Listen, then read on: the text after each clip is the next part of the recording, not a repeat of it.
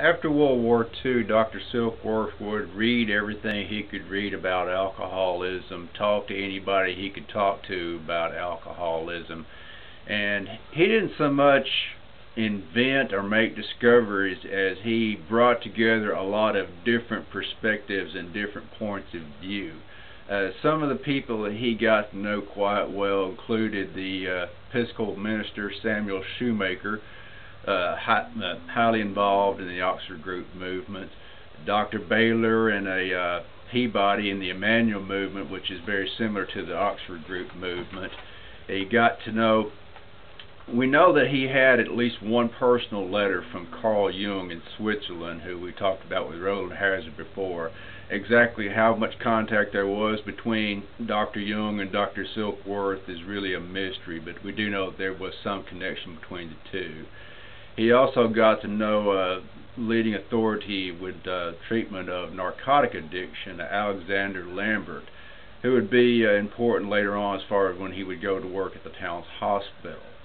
Now, when Dr. Silkworth would work with patients, it's also worth noting that he would make note in his notes, he would use the patient's first name and last initial.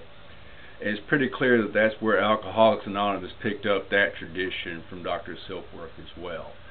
Now, as he would talk to alcoholics about alcoholism, he would give them the various theories and viewpoints and let them reach their own conclusions about what they liked the most or would work for them the best.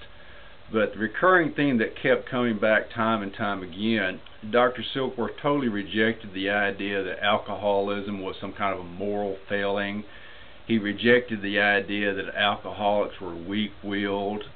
He rejected the idea that it was a purely psychological, just a problem of the mind. He rejected the idea that it was just purely social factors that caused alcoholism. The recurring theme that Dr. Silkworth came up with over time was, he said it was analogous to an allergy of the body coupled with a mental obsession of the mind that caused the alcoholic to drink. And this analogy of the allergy to alcohol coupled with the mental obsession was something that had a big impact. Now, of course, we have the benefits today of things like electron microscopes, magnetic functional resonance imaging, and all kinds of fun equipment that we can look at things like Valium receptors in the cells and so forth. That Dr. Silkworth didn't have the benefits of those things. We do now have the benefits. We can see that he was right about an awful lot of stuff.